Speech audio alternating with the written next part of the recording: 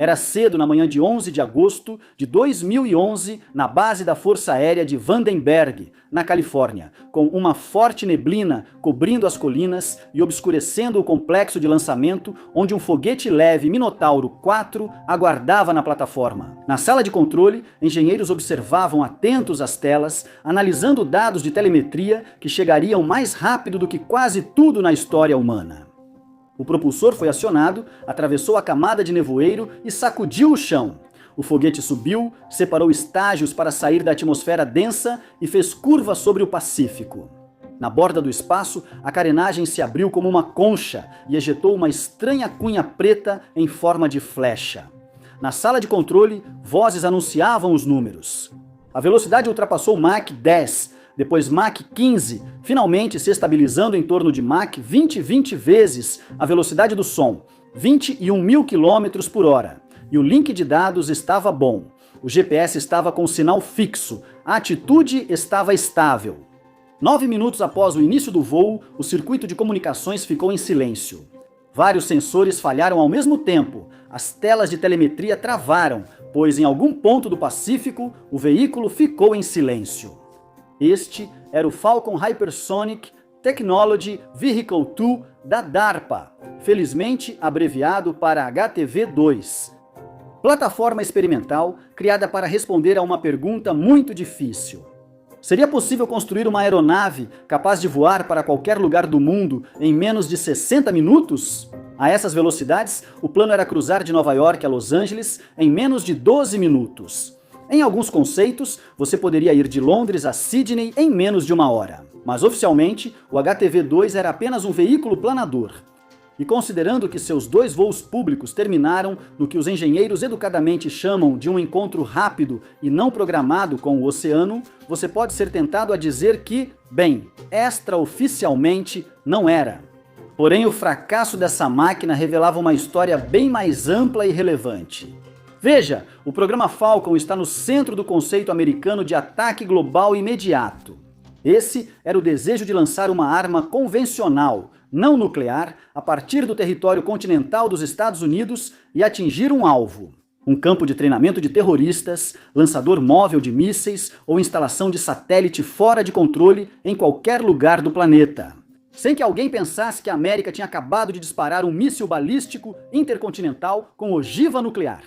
Seria ruim, essa habilidade virou palavra da moda na corrida armamentista do século XXI. Desde o DF-ZF da China até o Avangard da Rússia, já falei sobre isso no canal antes, se quiser conferir. O mundo inteiro está correndo para dominar a tecnologia que começou bem aqui, com essa pequena cunha preta caindo no oceano. Então, como você projeta algo que deve sobreviver a temperaturas superficiais de 3.500 graus Fahrenheit? Isso é mais quente do que aço derretido, aliás, por 20 minutos seguidos. Se ambos os veículos de teste caíram, como a DARPA pode dizer que foi um grande avanço para a nova tecnologia stealth? Vamos descobrir. O sonho, 1 hora para qualquer lugar. A ideia de um planador hipersônico não era nova. O sonho de um veículo lançado como foguete e que planasse como aeronave já estava presente nos planos militares dos Estados Unidos desde o início da era espacial. No fim dos anos 1950, a Força Aérea já investia no X-20 Dyna-Soar, avião espacial tripulado projetado para ser lançado ao espaço e saltar na borda da atmosfera para lançar bombas em qualquer lugar do mundo. Além disso, tem o nome de aeronave de que eu mais gosto. Era uma ideia muito ambiciosa para a época, basicamente um bombardeiro espacial. Mas como tantos outros sonhos de alta velocidade da Guerra Fria, e foram muitos, o X-20 acabou sendo cancelado por uma combinação de custos crescentes, desafios técnicos extremos e a solução simples, embora direta, dos mísseis balísticos. O sonho de chegar a qualquer lugar do mundo em menos de 2 horas foi deixado de lado, mas nunca sumiu totalmente. Ele ficou em segundo plano, acumulando poeira até o início dos anos 2000, quando a DARPA decidiu que era hora de tirar essa poeira e tentar de novo. Desta vez, eles reuniram essa ambição sob um novo acrônimo, agressivo e apropriado. Falcon, que significa aplicação de força e lançamento a partir dos Estados Unidos continentais. O projeto Falcon foi criado como um programa guarda-chuva com dois principais componentes. Primeiro, eles queriam um pequeno veículo lançador, ou SLV, um foguete barato e eficiente para lançar equipamentos na alta atmosfera. Em segundo lugar, e muito mais importante, eles queriam uma família de veículos de tecnologia hipersônica, ou HTVs. O plano era iterar rapidamente, começando com demonstradores menores, como o HTV-1 e o HTV-2, e eventualmente chegar a um veículo de cruzeiro hipersônico totalmente reutilizável que pudesse decolar de uma pista, atingir um alvo e voltar para casa. Parecia incrivelmente futurista, mas a visão estratégica por trás disso era na verdade bastante simples. Era conhecida como ataque global imediato convencional. A lógica? Os Estados Unidos possuíam um arsenal nuclear sem igual, capaz de atingir qualquer lugar em 30 minutos. Mas, após a Guerra Fria e o 11 de setembro, essas armas tornaram-se praticamente impossíveis de usar. Não se pode lançar uma bomba nuclear em um campo de treinamento de terroristas ou em um lançador móvel de mísseis de um estado pária sem possivelmente destruir o mundo. Definitivamente é um exagero, não? Então o Pentágono ficou com uma lacuna temporal. Se a inteligência localizasse um alvo de alto valor em área remota, levaria horas ou dias para mover um porta-aviões ou bombardeiro, e ao chegarem, o alvo já teria sumido. Falcon era a solução para essa lacuna temporal. Lançar um planador hipersônico de um foguete, mantê-lo na atmosfera e guiá-lo ao alvo a velocidades superiores a Mach 5. Tinha a velocidade de um míssil balístico intercontinental, a precisão de um rifle de precisão e, o mais importante, sem radiação. Mas a DARPA não queria apenas Mach 5. Para o HTV-2, eles miraram em algo muito mais extremo, Mach 20. Para colocar esse tipo de velocidade em perspectiva, a Mach 20 você percorre cerca de 3,6 milhas ou quase 6 quilômetros a cada segundo. Se você disparasse o HTV-2 dentro do Eurotúnel, bem, daria muito errado, mas o Eurostar leva cerca de 20 minutos para percorrer esse trajeto de 50 quilômetros. Bem, esse planador faria esse percurso em 9 segundos. Nessa velocidade, manter o voo planado por 30 minutos torna praticamente qualquer alvo na Terra acessível.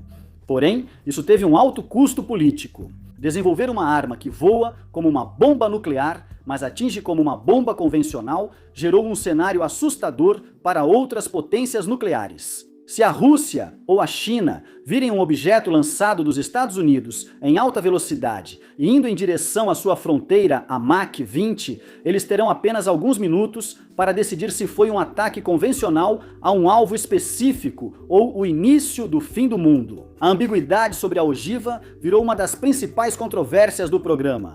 A DARPA não criava só um avião mais rápido, mas um sistema que podia desestabilizar o equilíbrio da dissuasão nuclear. Mas antes de se preocuparem com a geopolítica da arma, eles precisavam descobrir se aquilo realmente conseguiria voar sem derreter completamente. E como os engenheiros estavam prestes a descobrir, o espaço entre o sonho de Mach 20 e a realidade de Mach 20 estava cheio de um ar muito quente e muito turbulento.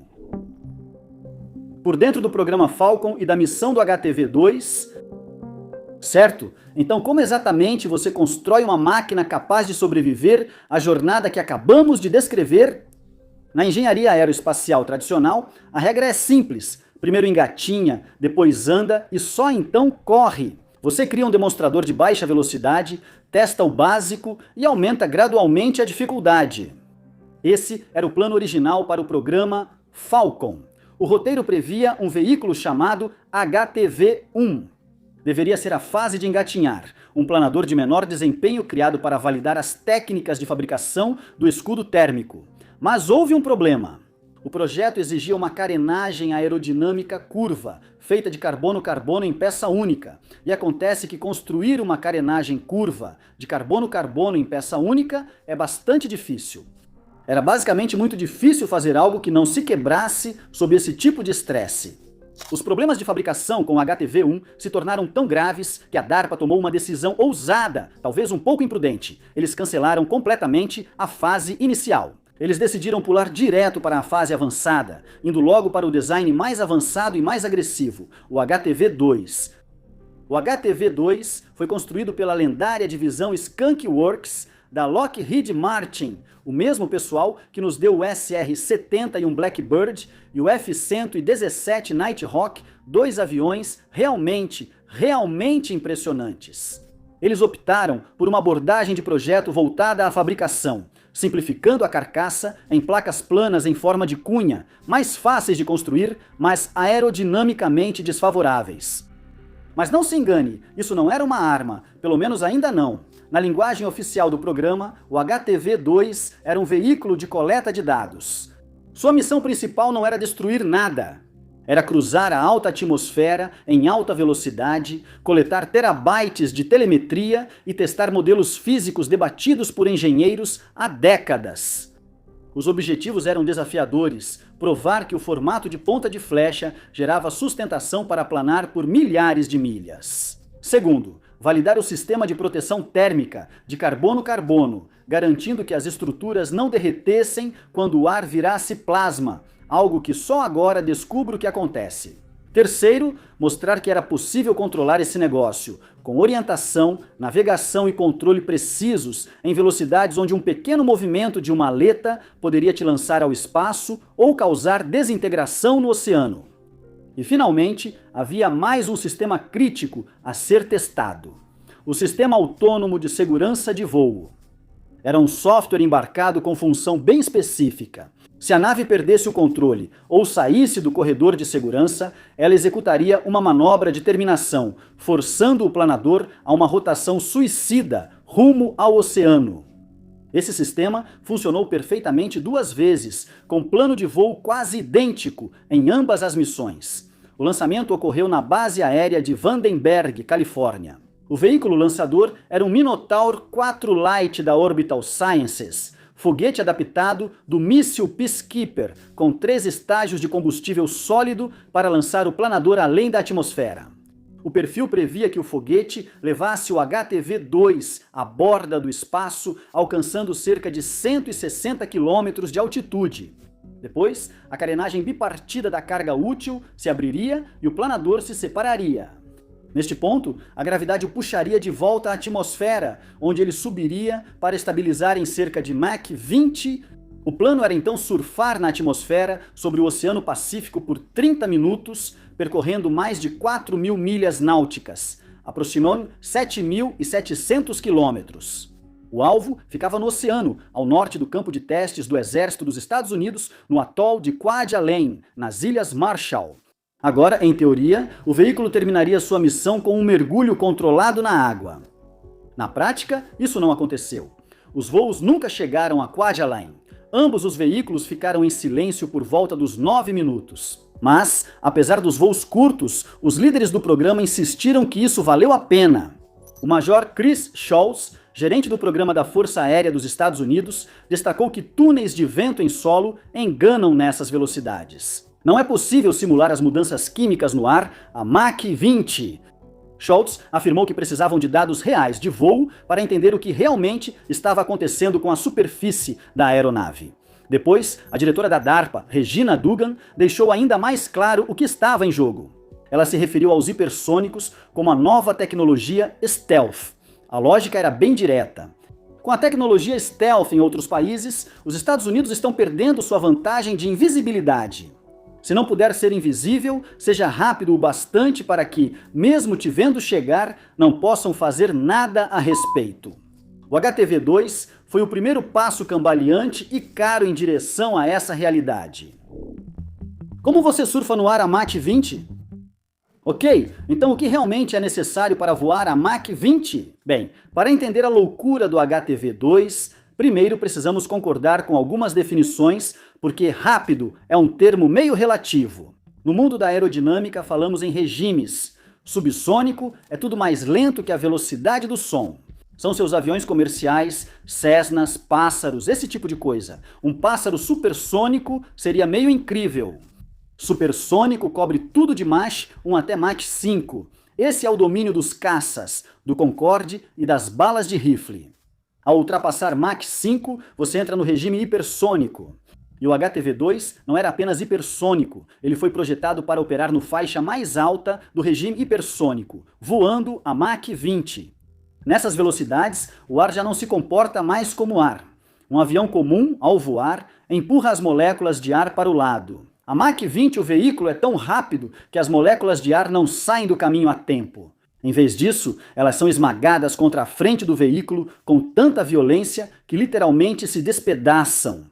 A energia cinética é tão intensa que o gás se decompõe quimicamente e se ioniza, criando uma camada de plasma superaquecido ao redor do veículo. Você não está mais voando através de uma brisa. Você está voando através de um maçarico que definitivamente está tentando te derreter e também está te desgastando como uma lixa e te dissolvendo quimicamente. Para sobreviver a esse ambiente incrivelmente hostil, você não pode simplesmente construir um avião comum.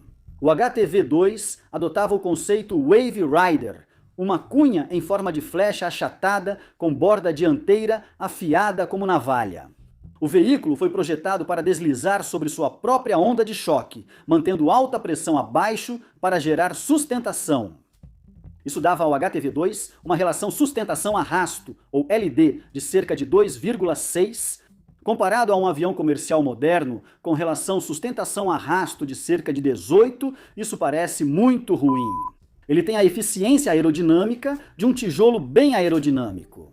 Mas para algo viajando a 20 e 1.000 km por hora, enquanto está envolto em plasma, uma razão de 2,6 é, na verdade, basicamente um milagre da engenharia. Isso significa que a cada quilômetro descido, o veículo avança 2,6 quilômetros. Isso faz o veículo deslizar pelo topo da atmosfera como uma pedra quicando na água, ampliando seu alcance em milhares de quilômetros até que a gravidade vença.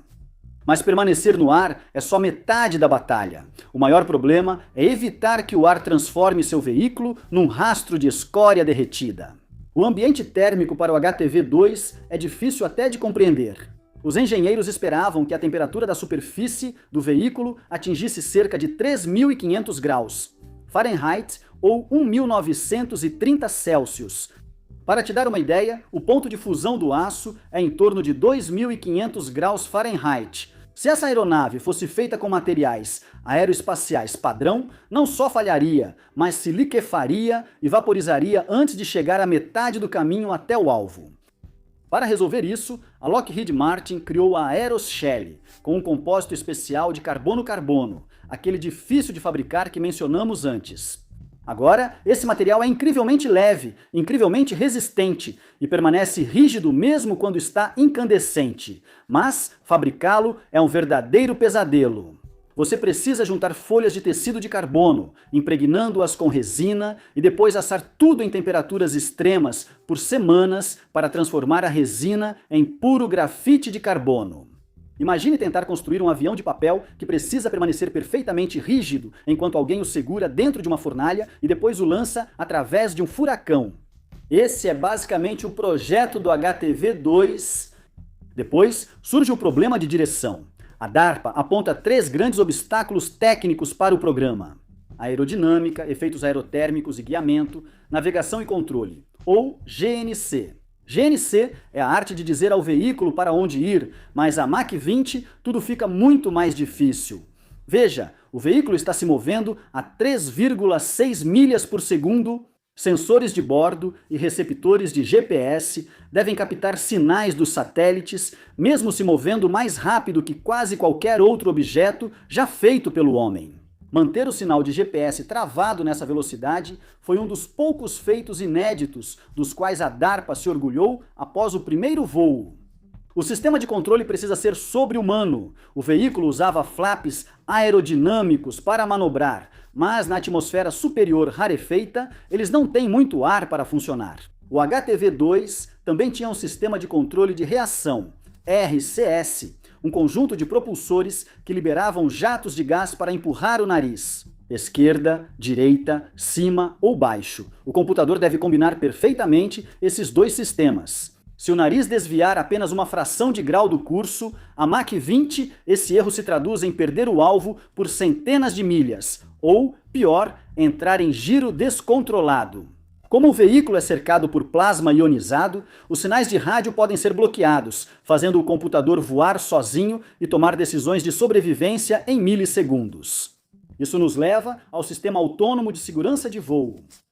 Testar armas experimentais perto de áreas povoadas deixa os governos bem nervosos. Se o HTV-2 decidisse fazer uma curva inesperada em direção a São Francisco ou Tóquio, seria um verdadeiro desastre. Os engenheiros equiparam o veículo com uma pílula suicida e o sistema autônomo de segurança monitorava sua posição e estado. Se o planador percebesse perda de controle ou saída do corredor de voo seguro, ele era programado para executar imediatamente uma manobra de terminação. Ele forçaria deliberadamente o veículo a fazer um rolamento violento e inclinar-se diretamente para baixo, mergulhando no oceano para garantir que não machucasse ninguém. Agora, no fim das contas, essa natureza descartável era meio que o objetivo principal. A DARPA não chamava o HTV-2 de protótipo, mas sim de sistema de transporte de dados mencionado antes. Ele tinha sensores para registrar temperaturas, pressões e forças aerodinâmicas inalcançáveis em túneis de vento terrestres. O objetivo não era criar uma frota desses planadores. O objetivo era coletar dados para alimentar modelos computacionais em programas futuros. Coisas com nomes como Tactical Boost Glide e Hypersonic Air Breathing Weapon Concept. Os engenheiros sabiam que o veículo iria morrer. Só queriam que ele vivesse o bastante para contar algo interessante antes de morrer. No primeiro voo, acabou tendo uma história curta para contar. Vroom! Em 22 de abril de 2010, ocorreu o primeiro grande teste do programa Falcon. Naquele dia, estava na plataforma um Minotauro 4 Lite, um foguete estilo Frankenstein, a partir de mísseis Peacekeeper desativados. No topo, escondido dentro da carenagem, estava o primeiro veículo HTV-2. O plano era simples. O propulsor seria lançado e executaria uma série de manobras complexas de gerenciamento de energia, basicamente fazendo curvas em S durante a subida para dissipar o excesso de energia e não ultrapassar a velocidade alvo. Na borda do espaço, a carenagem abriria, o planador se separaria e iniciaria seu longo voo solitário pelo Pacífico até Kwajalein. No início, tudo parecia perfeito, lançamento e separação limpos. Nos primeiros minutos do voo planado, a sala de controle fervilhava diante do que parecia ser um sucesso histórico. A DARPA montou a maior rede de coleta de dados já usada em um teste hipersônico. Navios, aviões, satélites e estações terrestres estavam todos atentos a essa única cunha preta. E o veículo estava respondendo. Ele estabeleceu comunicação bidirecional com o solo. O sistema de controle de reação, RCS, funcionava bem para mantê-lo estável. O mais impressionante foi o computador de bordo manter o sinal de GPS a Mach 20. Mas então os dados cessaram. Cerca de 9 minutos após o início do voo, 8 sistemas de telemetria perderam o sinal ao mesmo tempo. As telas ficaram em branco. O veículo havia desaparecido. Então, o que ocorreu? Foram necessários meses. Uma comissão independente de engenharia reconstituiu o que aconteceu. O problema não foi asa derretida nem pane no computador. Foi um fenômeno conhecido como acoplamento de rotação. Pense no HTV-2 como um patinador no gelo, girando em um círculo bem apertado. Se o patinador se inclina só um pouquinho demais para o lado, o giro vira um tombo. A Mach 20, esse tombo acontece em milissegundos. A comissão de revisão identificou que o veículo voava em um ângulo de ataque gerando desvio lateral maior que o previsto, com o nariz derivando para o lado mais do que os modelos previam. Isso forçou o veículo a entrar em rolagem. O computador de bordo percebeu isso acontecendo e reagiu, acionando seus propulsores e movendo suas abas para corrigir o giro. Mas as forças aerodinâmicas eram mais fortes do que as superfícies de controle. A autoridade de controle do veículo, sua capacidade física de resistir ao ar, foi superada. E foi aí que o HTV-2 percebeu algo. Ele iria perder. O sistema autônomo de segurança de voo, o mecanismo de autodestruição, detectou que o veículo prestes a violar seus parâmetros seguros. Para evitar uma queda descontrolada e pouso imprevisível, o computador executou seu último comando, forçando um rolamento controlado e inclinando o nariz para baixo, causando um impacto não programado no oceano em pleno Pacífico. Depois, o clima ficou sombrio e as manchetes foram duras. O avião mais rápido já construído durou apenas 9 minutos. Críticos questionaram se seria uma repetição dos fracassos dos aviões espaciais das décadas de 80 e 90. O HTV-2 estava fadado a ser só mais uma aeronave condenada ao hangar, caro demais para voar e frágil demais para ter sucesso? Bem, a DARPA ficou diante de uma escolha. Eles haviam coletado alguns dados importantes, mas a missão principal havia falhado. Restava apenas um veículo no inventário. Eles podiam desistir e ir para casa, ou podiam tentar consertar, colocar o último planador restante em um foguete e arriscar mais uma vez. Autópsia. No segundo voo, decidiram ajustar o plano e deslocaram a massa para corrigir o centro de gravidade. Isso poderia torná-lo mais estável, como colocar um clipe no nariz de um avião de papel. Depois, alteraram o perfil de voo e ajustaram o piloto automático para um ângulo de ataque mais raso. Com o nariz mais baixo, mantiveram o veículo em um envelope aerodinâmico mais seguro, com maior margem para superfícies de controle. Em terceiro lugar, liberaram os propulsores. No segundo voo, o software passou a usar o sistema de controle de reação de forma mais agressiva para reforçar as aletas aerodinâmicas, principalmente no início do planeio, quando o ar era mais rarefeito. Se as aletas não conseguissem fazer a curva, os foguetes forçariam a manobra. Mas repare no que eles não mudaram. Eles mantiveram o formato de ponta de flecha e o sistema de proteção térmica. Engenheiros confiavam que a carapaça externa, pele de carbono de alta tecnologia, estava perfeita. A comissão de revisão concluiu que a falha do voo 1 foi apenas um problema de direção, presumindo que, se o veículo permanecesse voltado para frente, os materiais suportariam o calor. Como vamos ver agora, essa suposição foi, digamos, otimista. A equipe tinha pouco tempo. Em 2011, o tempo político estava se esgotando. O programa de ataque global imediato estava sob escrutínio e outros projetos hipersônicos, como o X-50 e um Wave Rider da Força Aérea, também enfrentavam falhas de destaque. A paciência e o orçamento em Washington estavam acabando. A DARPA tinha apenas um veículo restante. Não havia reserva. Era o voo 2 ou nada. O voo 2 foi um inferno controlado. Em 11 de agosto de 2011, a névoa voltou. O lançamento já tinha sido cancelado no dia anterior por mau tempo, causando mais 24 horas de atraso a um programa que já estava por um fio. Na plataforma estava o segundo e último veículo HTV-2. Sem planadores reserva no hangar e sem orçamento para um terceiro voo, os engenheiros ajustaram o centro de gravidade, corrigiram a trajetória e reescreveram o software de controle. Agora, eles só podiam torcer para que tudo funcionasse. Às 7h45 da manhã, horário do Pacífico, o Minotaur 4 Lite decolou com um rugido, levando a última esperança do programa rumo à borda do espaço. O propulsor funcionou, a carenagem abriu e o planador se separou. Ele inclinou, reentrou na atmosfera e estabilizou em Mach 20. E, nos primeiros minutos, novamente foi glorioso. Os painéis de telemetria se iluminavam em verde. As correções de engenharia funcionaram. O veículo manteve voo estável e controlado aerodinamicamente a velocidades de até Mach 20 por quase 3 minutos, seguindo em linha reta e respondendo aos comandos. Ele estava fazendo exatamente o que um planador hipersônico deve fazer. Mas, enquanto o computador de navegação mantinha o nariz reto, o ar do lado de fora estava destruindo o veículo. Análises mostraram que, durante o voo planado estável, o veículo enfrentou distúrbios de ondas de choque mais de 100 vezes mais intensos do que o veículo foi projetado para suportar. O planador lutava para sobreviver, corrigindo a trajetória até não conseguir mais. A Comissão Independente de Revisão de Engenharia concluiu que a principal causa da falha foi a degradação inesperada da carenagem aerodinâmica.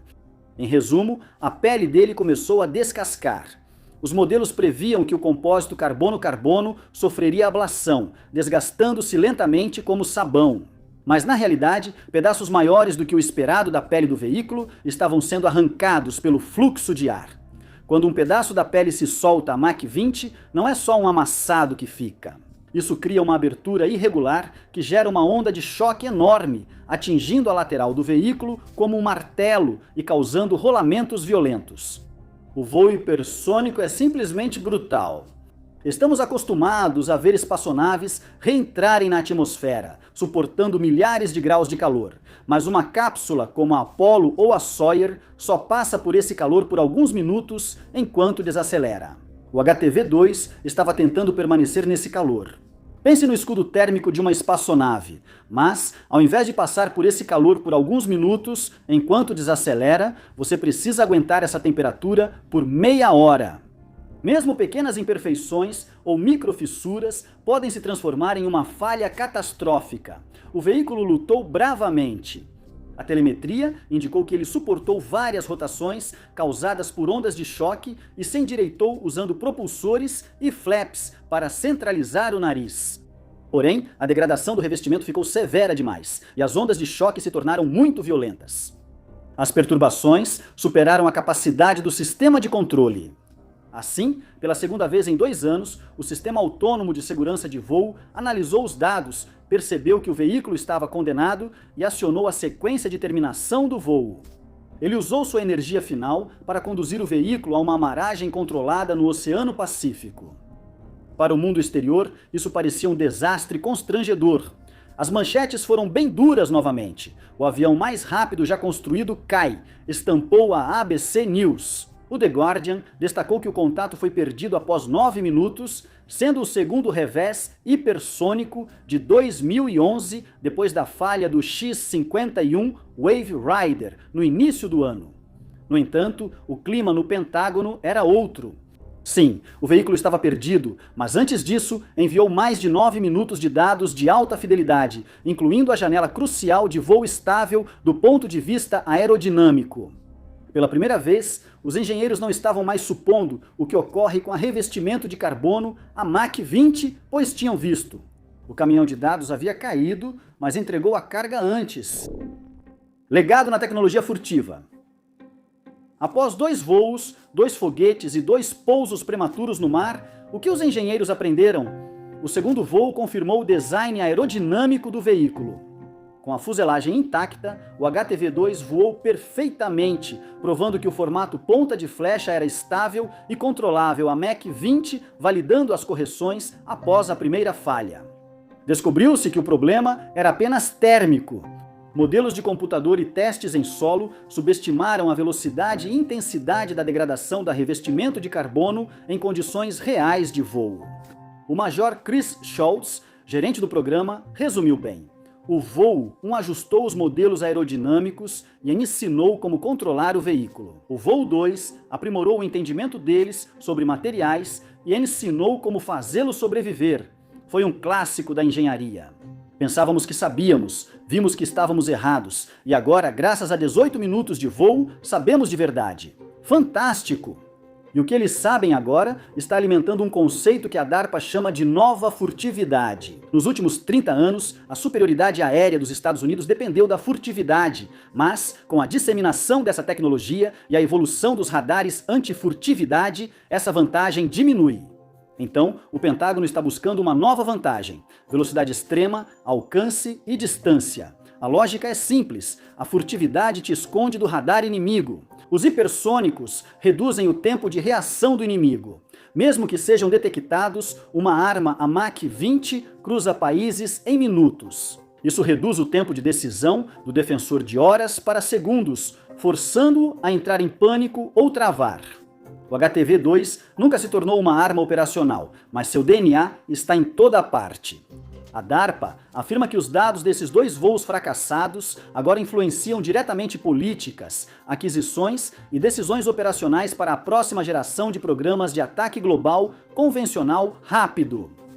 As lições sobre falhas dos compostos de carbono em altos números Mach foram aplicadas em programas como Integrated Hypersonics, Tactical Boost Glide e o Hypersonic Air Breathing Weapon Concept, ou HAWC. Embora detalhes de sistemas modernos, como o Corpo Planador Hipersônico Comum do Exército ou o míssil Arrow da Força Aérea, sejam geralmente classificados, o que faz sentido.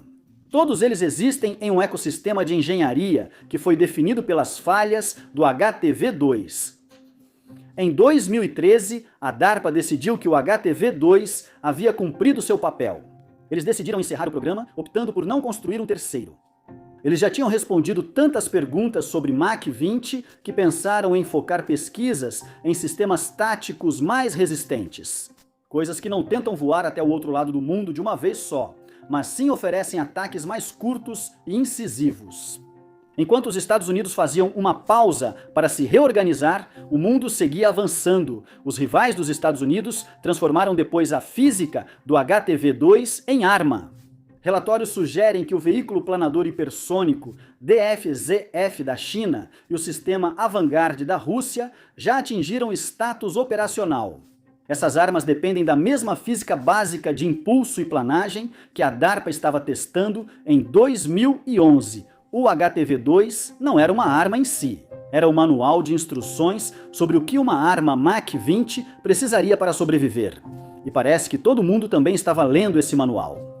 No fim, é preciso considerar o custo humano de um projeto assim, não em vidas, mas em esforço. Centenas de engenheiros dedicaram anos ao desenvolvimento dessas máquinas. Eles passaram muitas noites em simuladores e salas de controle.